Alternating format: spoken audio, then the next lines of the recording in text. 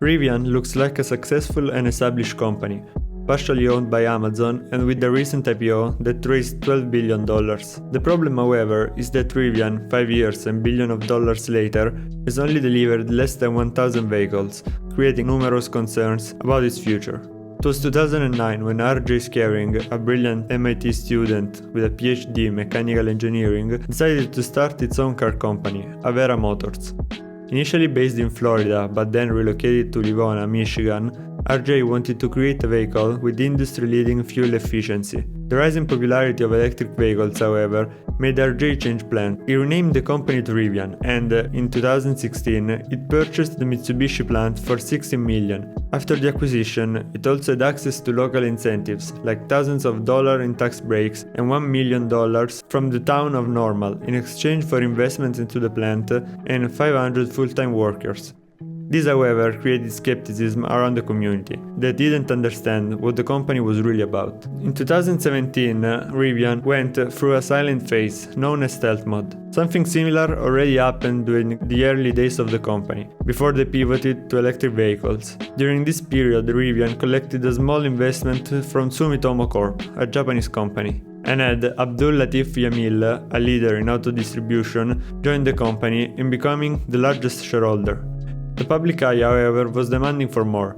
The company was still very secretive and there wasn't much information about its operations. In 2018, the first plans of the company came out. In particular, Rivian was talking about an electric pickup truck and an electric SUV. Also, the officials, who considered the tax breaks after visiting the facility, were more optimistic about the company. That same year, during the LA Auto Show, Rivian released its R1T truck and R1S SUV, giving the public a first sight of what to expect.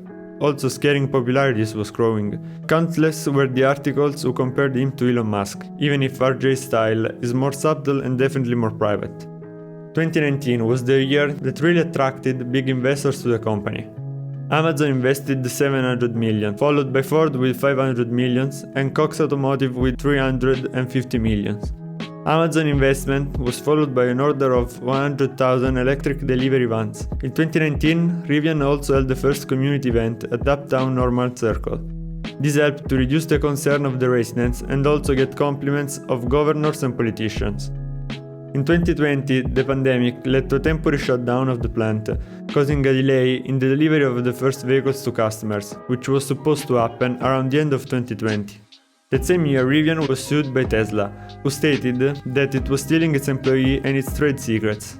The lawsuit escalated in 2021, when Tesla also claimed that Rivian was stealing highly proprietary battery technology. In September 2021, Judge Peter Manoukian ruled that it was reasonable to broaden the case, adding Tesla's new allegations. 2020 has been an intense year for Rivian lawyers. In fact, a few months later, a coalition of Illinois auto dealers sued Rivian for its plans of selling its vehicles directly to the customers without a dealer. Ironically, Tesla had to face a similar lawsuit in 2019, which ended up with an agreement that enabled Tesla to get a restricted number of dealer licenses. For all the mentioned lawsuits, however, we still don't have a final verdict. 2021 has been a flourishing year for the electric vehicles market. Tesla was reaching $1 trillion valuation while Rivian was preparing for its IPO. On November 10, 2021, Rivian started trading on the Nasdaq with a share price of $78, which skyrocketed to $107 the following week. At the time of the IPO, Rivian had only 9,300 employees worldwide, and in a matter of a few months became one of McLean County's largest employers. All these people now have to deal with over 55,000 pre-orders, plus Amazon's van. And considering the only 180 trucks were made in the first 6 weeks of production, delivery time looks far away. Also, profitability seems like a long-term goal. In the case of Tesla, it took 18 years to have the first profitable year.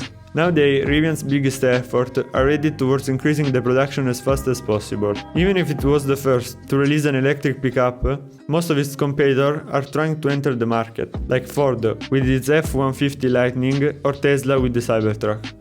A few months after the start of the production, Rivian is already encountering the first roadblocks, since it has recently announced that it won't be able to reach its target of 1,200 vehicles for 2021 due to supply chain constraints. We are still unsure if Rivian will survive what Elon Musk called the production hell. The founding and the management team looks really promising, but only the test of time will determine whether it will be a success or not.